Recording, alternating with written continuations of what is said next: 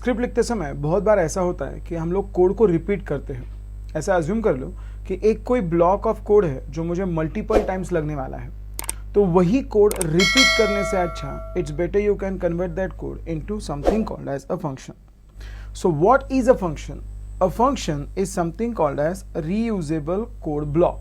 Block means multiple statements coming together by using a curly bracket. So अगर आपको बहुत सारे स्टेटमेंट्स मल्टीपल टाइम्स लगने वाले हैं तो उनको कर्ली ब्रैकेट में डाल दो, उस ब्लॉक को एक नाम दो, उसी नाम को और उसी को आप by default as a function करके बोल सकते हो. So it helps improving the code organization as well as the maintainability.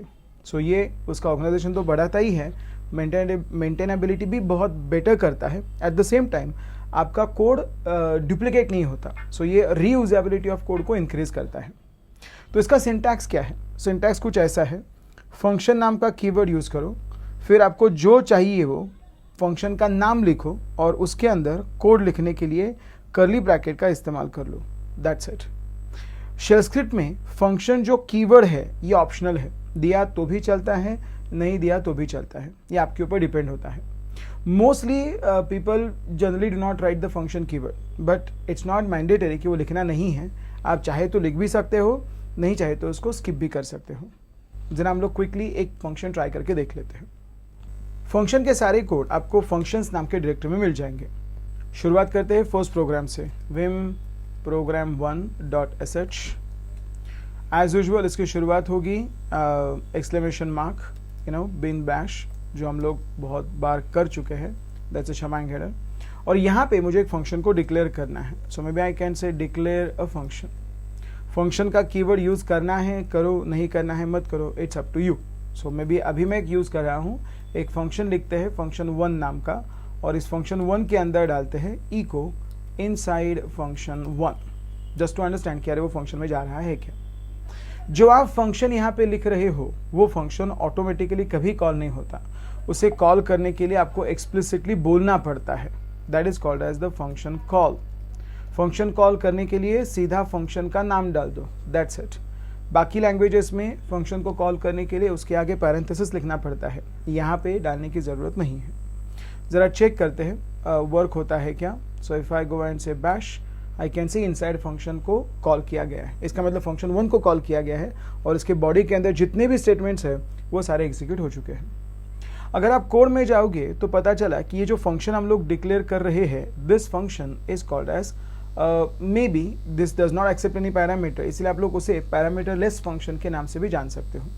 सो ऐसा फंक्शन कोई पैरामीटर के लिए नहीं बना है, उसे जनरली हम लोग पैरामीटर लेस फंक्शन के नाम से जानते हैं. और ये काम करना यहाँ पे बहुत आसान है. फंक्शन का कीवर्ड लिखो, उसके सामने फंक्शन का नेम, उसका डेफिनेशन डाल दो, कॉल करते समय फंक्शन का नाम दे दो, that's it, you are done. हाँ, अब फंक्शन का कीवर्ड अगर यूज नहीं करना है तो क्या करना पड़ेगा, it's up to you. For example इस बार मैं एक और डिक्लेयर करता हूँ फंक्शन, डिक्लेयर अनदर फंक्शन, और इस समय मैं फंक्शन के कीवर्ड का इस्तेमाल नहीं करता. सो फंक्शन2 लाइक दिस, और यहाँ पे जाके बोलते हैं echo inside फंक्शन2.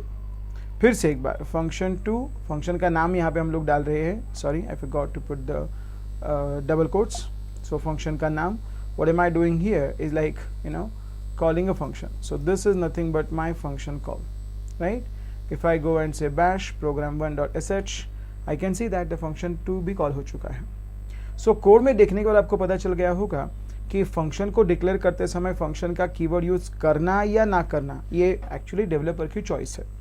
Most probably developers यहाँ पे फंक्शन का इस्तेमाल नहीं करते, मतलब फंक्शन कीवर्ड का इस्तेमाल नहीं करते, but again this is your choice.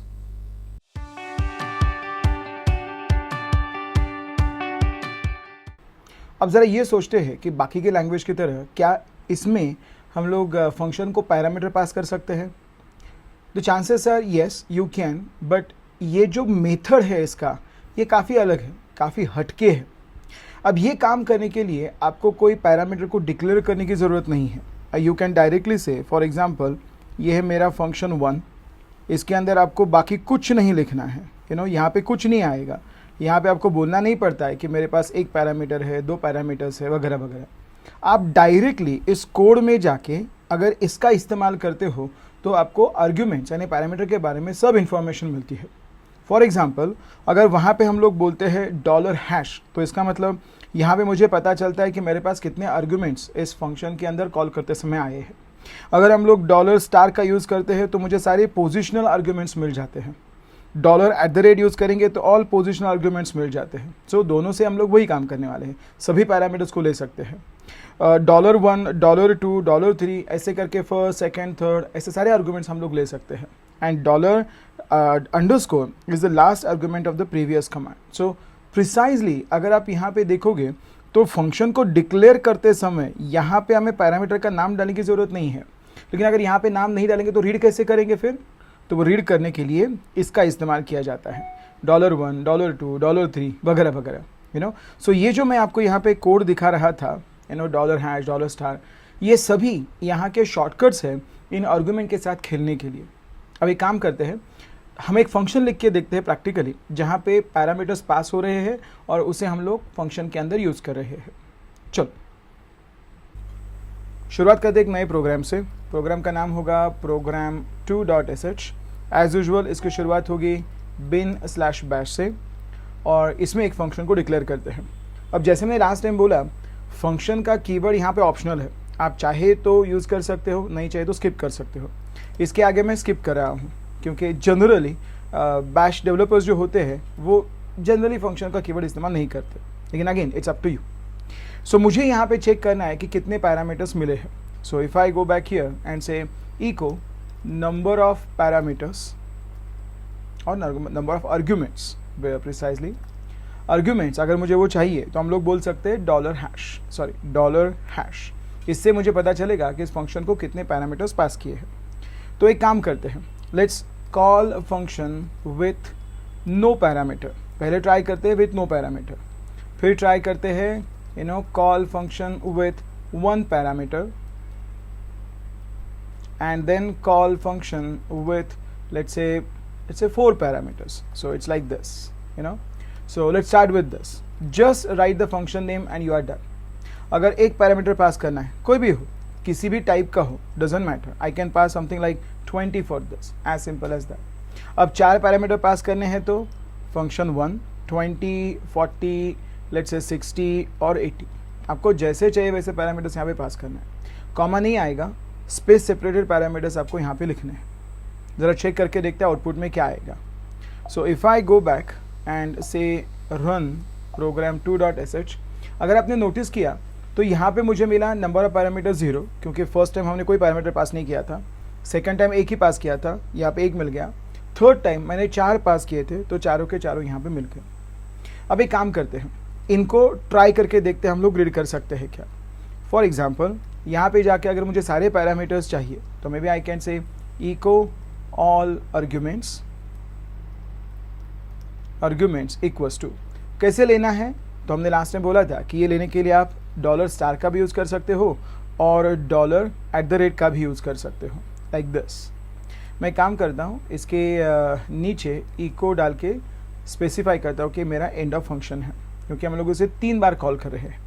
सो अगर आप नोटिस करेंगे तो पहली बार कुछ नहीं मिला क्योंकि हमने कुछ पैरामीटर पास ही नहीं किया था, सेकेंड टाइम मुझे 20 मिला क्योंकि हमने 20 ही पास किया था, और थर्ड टाइम मुझे 20, 40, 60 और 80 ऐसे चारों वैल्यूज़ यहाँ पे मिल गए। तो अगर आपने नोटिस किया तो ऑल पैरामीटर्स लेने के लिए आपके पास 2 ऑप्शन है, $* और $@। अब इसमें से मुझे अगर पहला पैरामीटर चाहिए, फॉर एग्जाम्पल कि वो पहला वैल्यू कौन सा था, तो ये काम करने के लिए हम लोग बोल सकते हैं let's say first argument which is gonna be equals to $1। So यहाँ पे मुझे $1 मिल जाएगा। अब ज़रा ट्राई करते हैं कि ये सच में मुझे देता है क्या। So if I go back run this code, यहाँ पे तो कुछ है नहीं, यहाँ पे 20 है, यहाँ पे भी 20 है। सो इन शॉर्ट अगर मैं यहाँ पे कोड लिख रहा हूँ तो मुझे कौन से पैरामीटर्स मिल रहे हैं ये पहचानने के लिए हम लोग यहाँ पे $*123 ऐसे कोडवर्ड का इस्तेमाल कर सकते हैं। अब एक छोटा सा और ट्राई करते हैं, एक ऐसा फंक्शन लिखते हैं लाइक ऐड फॉर एग्जाम्पल, जहाँ पे 2 पैरामीटर्स आ रहे हैं और इनका हम लोग बीच में एडिशन कर रहे हैं। ट्राई करते हैं, sorry it's gonna be like program3.sh। इसके अंदर फिर से एक बार शुरुआत होगी bin/bash से। एक फंक्शन डाल रहे हैं, फंक्शन का नाम डालते हैं ऐड नंबर्स। यहाँ पे मुझे 2 नंबर्स एक्सपेक्टेड है, तो मैं यहाँ पे बोलता हूँ ऐड 2 नंबर्स जो मुझे मिलने वाले हैं आर्ग्यूमेंट्स के तौर पे। यहाँ पे बोलते हैं रिजल्ट इक्वल्स टू, चाहे तो हम लोग BC का इस्तेमाल कर सकते हैं, चाहे तो हम लोग डायरेक्टली लिख सकते हैं क्योंकि प्लस वहाँ पे सपोर्टेड है, but it's better I can say E को पास करते हैं $1 फर्स्ट पैरामीटर प्लस $2 और BC को भेज देते हैं। सो BC मुझे इसका आउटपुट निकाल के देगा। Echo addition is gonna be equals to, यहाँ पे जाके उसका रिजल्ट प्रिंट कर लेते हैं, sorry result that's it. Okay, ज़रा ट्राई करते हैं ऐड नंबर्स। अगर हम लोग ऐड नंबर्स को पास करते हैं लेट्स से 2040 और लेट्स से ऐड नंबर्स इसको पास करते हैं लेट्स से 40-50 फॉर एग्जांपल। सो इसे रन करके चेक करते हैं कि सच में मुझे इन दोनों का एडिशन करके मिलता है क्या, and I can see that. So if I go back here I can सी ये जो पहला आर्गुमेंट है वो मुझे $1 में दिया जाएगा और दूसरा जो आर्गुमेंट है वो मुझे $2 में दिया जाएगा। इन शॉर्ट आपके पास अगर 4 पैरामीटर्स है तो वो $1, $2, $3, $4 ऐसे एक एक करके आप रीड कर सकते हो। सो ये आपके रिक्वायरमेंट के ऊपर डिपेंड है कि आपका फंक्शन कैसे होगा और इसके ऊपर आपका कौन सा लॉजिक आपको इम्प्लीमेंट करना है। So function is a very simple entity है जहाँ पे आप लोग यूज़र से पैरामीटर के तौर पे, आर्गुमेंट्स के तौर पे वैल्यूज़ ले सकते हो as a input and then उसके ऊपर आप प्रोसेसिंग कर सकते हो।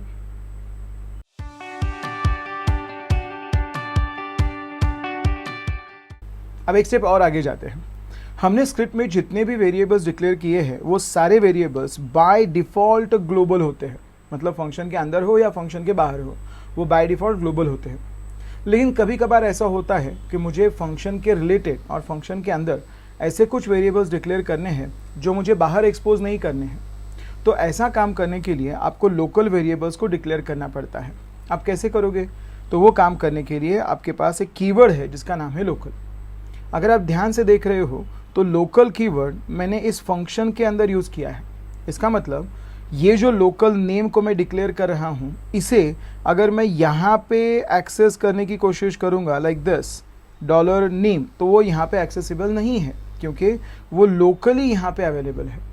So local is the keyword जिसका यूज़ करके हम लोग एक ऐसा वेरिएबल डिक्लेयर कर सकते हैं जो इस कर्ली ब्रैकेट के अंदर ही यूज़ करने के लिए विजिबल होगा, इसके बाहर ये विजिबल नहीं होगा। ज़रा प्रैक्टिकली ट्राई करके देख लेते हैं। नई प्रोग्राम से शुरुआत करते हैं। vim program4.sh और इसके अंदर फिर से एक बार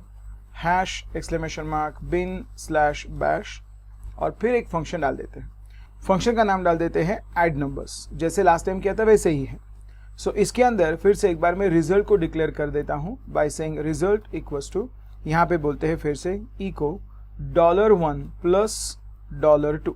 सो इन दोनों को भेजते हैं BC को, तो ये मुझे रिजल्ट देगा। अब अगर आप नोटिस करोगे ये मैंने यहाँ पे डिक्लेयर किया हुआ वेरिएबल है। So maybe I can say declaring result inside the function, but अगर मैं उसे एक्सेस करता हूँ, दोनों जगह पे मैं एक्सेस करके देखता हूँ, echo result is gonna be equals to $result। इसे मैं बाहर भी एक्सेस करके देखता हूँ, let's say inside function result is equals to this। Let's call the function saying add numbers क्योंकि वहाँ पे मल्टीपल पैरामीटर्स आने वाले हैं। भेजते हैं 2040 और फिर से एक बार ये जो रिजल्ट है उसे बाहर एक्सेस करने की कोशिश करते हैं।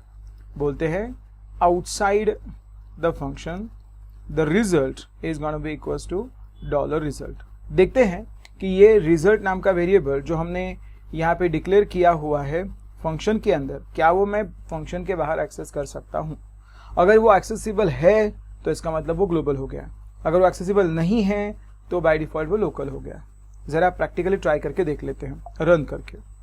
bash program4.sh, पता चला ये जो रिजल्ट है वो इनसाइड फंक्शन भी अवेलेबल है और आउटसाइड फंक्शन भी अवेलेबल है। इसका मतलब क्या हुआ? इसका मतलब जो वेरिएबल आपने वहाँ पे डिक्लेयर किया है वो लोकल है ही नहीं, वो ग्लोबल है। जो बाकी के प्रोग्रामिंग लैंग्वेज में बाय डिफ़ॉल्ट कंसिडर किया जाता है कि जो वेरिएबल आप फंक्शन के अंदर डिक्लेयर करते हो उसे लोकल कहा जाता है, यहाँ पे वो रूल अप्लाई नहीं होता। यहाँ पे आप वेरिएबल कहीं भी डिक्लेयर करो वो बाय डिफ़ॉल्ट ग्लोबल ही रहता है। तो क्या हम लोग उसको लोकल नहीं कर सकते? ऑफ कोर्स कर सकते हैं।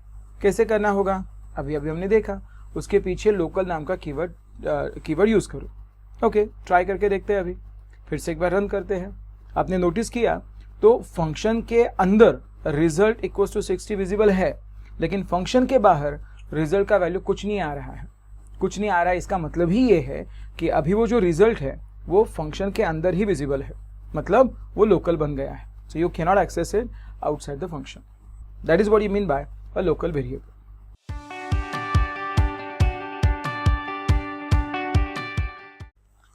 जैसे हमने फंक्शन के अंदर कुछ मेंबर्स डिक्लेयर किए हैं, क्या मैं उसका वैल्यू बाहर सेंड नहीं कर सकता? ऑफ कोर्स कर सकते हो। ये काम करने के लिए आपको यहां से फंक्शन का रिटर्न वैल्यू कैसे रिटर्न करना है ये पता होना जरूरी है। It is quite different than other languages. Other languages में ये काम करना बहुत आसान है, यहाँ पे ये काम करना थोड़ा सा अलग है। चेक करके देखते हैं।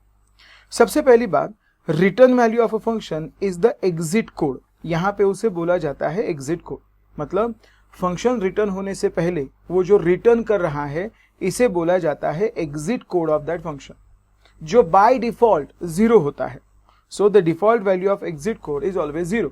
आपने कुछ लिखा नहीं तो इसका मतलब फंक्शन बाय डिफॉल्ट 0 को ही रिटर्न करता है। That is called as exit code of a function. अगर ये आपको बाहर फंक्शन के बाहर एक्सेस करना है, यू कैन यूज $? इसका मतलब अगर मैं यहाँ पे लिखता हूँ फंक्शन, फॉर एग्जाम्पल यहाँ पे फंक्शन 1 है और इस फंक्शन 1 के अंदर कुछ कोड है और मैंने यहाँ पे कुछ लिखा नहीं, तो बाय डिफॉल्ट यहाँ पे आता है एग्जिट 0, सॉरी यहाँ पे आता है रिटर्न 0। ये जो रिटर्न 0 है इसे कहा जाता है आपका एग्जिट कोड। आपने कुछ नहीं लिखा है लेकिन ये बाय डिफॉल्ट बैश स्क्रिप्ट आपके लिए ऐड कर देता है। इसका मतलब अगर इस फंक्शन को मैं कॉल करता हूँ, लेट्स से फंक्शन 1, और इसके बाद अगर मैं $? का यूज करके देखता हूँ तो मुझे वो बताएगा कि इस फंक्शन का एग्जिट वैल्यू क्या था और एग्जिट कोड क्या था। अब मैंने तो कुछ किया नहीं था, ये जो कोड है ये ऑटोमेटिकली ऐड हुआ है, ये मेरा नहीं है, ये इसने डाल के रखा है, मतलब शेल स्क्रिप्ट ने मुझे डाल के दिया था, मैंने नहीं लिखा। बट स्टिल आपने लिखा हो या शेल स्क्रिप्ट ने लिखा हो, वो रिटर्न क्या कर रहा है? 0। तो $? Will be having a value of 0। This is the default way to return something. तो क्या इसका मतलब ये होगा कि वो सिर्फ बाय डिफॉल्ट 0 ही रिटर्न करेगा? Isn't there any way I can return my value other than 0? Of course possible है, लेकिन ये काम करना अगेन थोड़ा सा अलग है। ये काम करने के लिए आपको अगेन इको का ही इस्तेमाल करना पड़ता है। फॉर एग्जाम्पल, ऐसा अज्यूम करो कि मेरे पास एक फंक्शन है, लेट्स से फंक्शन 2, और इसके अंदर मेरा एक रिजल्ट नाम का वेरिएबल मुझे मिल गया है। रिजल्ट नाम के वेरिएबल में मैंने कुछ एक्सप्रेशन को सॉल्व करके वैल्यू को स्टोर किया है। अब इस वैल्यू को मुझे रिटर्न करना है, तो यहाँ पे जैसे बाकी के लैंग्वेज में लिखते हो रिजल्ट, ऐसा नहीं लिखना है। This is not a way to return the value outside the function. अगर आपको वो फंक्शन के बाहर वैल्यू सेंड करनी है तो आपको लिखना पड़ेगा इको $result।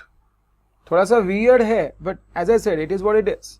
सो यहाँ पे आपको उसे इको करना पड़ता है जो आपको बाहर सेंड करना है वो, एंड देन आपको इसे क्लोज करना है। आपने अगर नोटिस किया तो रिटर्न कुछ नहीं कर रहा हूं मैं, लेकिन बाय डिफॉल्ट वो रिटर्न 0 होगा।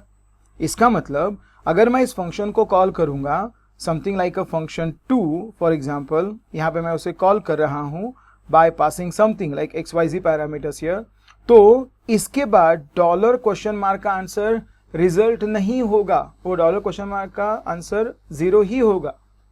अगर मुझे उसका वैल्यू रिटर्न करना है और एक वेरिएबल में स्टोर करना है तो ये काम करने के लिए यहाँ पे लिखना पड़ेगा let's say value equals to function 2। Of course sorry, ये वैल्यू इक्वल्स टू फंक्शन 2 लिखने से पहले, क्योंकि ये फंक्शन है, इसे कॉल करने के लिए बोलना पड़ेगा $blah blah blah like this. और ये जो फंक्शन 2 करके हम लोग यहाँ से रिटर्न कर रहे हैं, जो रिजल्ट का वैल्यू है वो आपको इस वैल्यू के अंदर मिल जाएगा। इसका मतलब मुझे यहाँ पे वैल्यू भी मिल जाएगा जो इस रिजल्ट का है, at the same time return code भी मिल जाएगा which is by default 0। So इधर का return value is always going to be considered as an exit code, और एग्जिट कोड हमेशा 0 होता है unless you are returning something other than 0। Other than 0 को रिटर्न करना, इसका मतलब आपके कोड में कुछ एरर आ गया है। So 0 represent success, that is what we believe here in bash script. जरा प्रैक्टिकली ट्राई करके देख लेते हैं। चलो एक नए प्रोग्राम से शुरुआत करते हैं।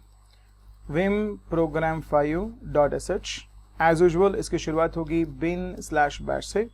एक फंक्शन को डिक्लेयर करते हैं फंक्शन 1, और इस फंक्शन से पहले बिना कुछ रिटर्न किए डायरेक्टली सिर्फ एक सिंपल लोकल वेरिएबल डिक्लेयर करते हैं। Local let's say result equals to 20 for example.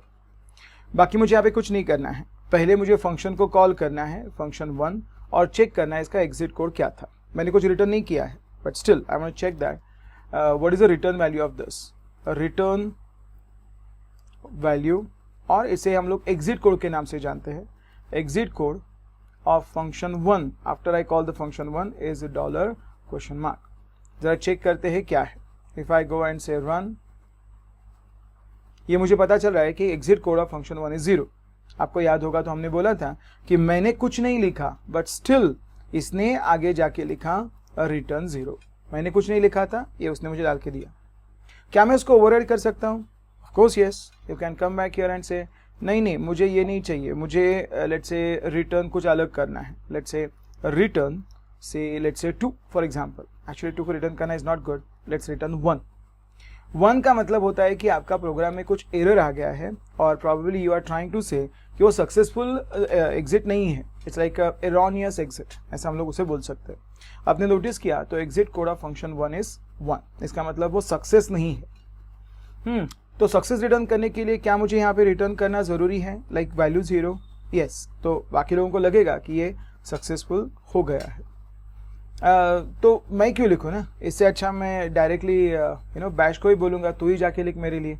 इसीलिए आप नोटिस करोगे कि बैश के किसी भी फंक्शन में कोई जनरल रिटर्न ही नहीं करता, क्योंकि बाय डिफॉल्ट रिटर्न 0 ही होता है।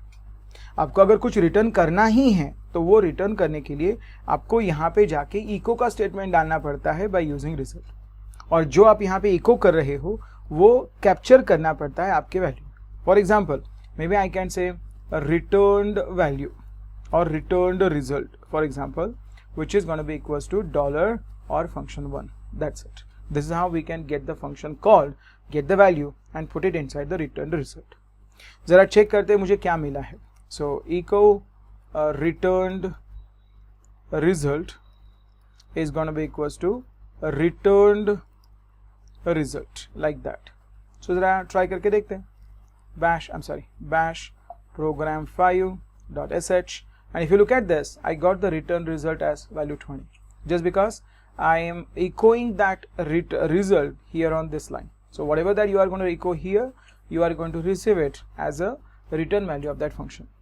Please make a note, यहाँ से आपको जो वैल्यू मिलेगी वो हमेशा लास्ट इको की ही होगी। यहाँ पे आपको जो वैल्यू मिलेगी वो बाय डिफॉल्ट रिटर्न की ही होगी। आपने कुछ नहीं लिखा फिर भी वो रिटर्न 0 बाय डिफॉल्ट करता है, इसीलिए आपको यहाँ पे 0 ही मिलेगा। एट द सेम टाइम आपने जो यहाँ पे इको किया है वो आपको इस रिटर्न रिजल्ट में मिल जाएगा। I hope you are getting this understanding here. Functions are used for making your code reusable. जैसे हमने बोला कि वो फंक्शन को रीयूजेबल रीयूजेबिलिटी के लिए यूज किया जाता है, but at the same time ये आपका कोड ऑर्गेनाइज भी करता है, इसीलिए फंक्शंस आर वेरी इंपॉर्टेंट।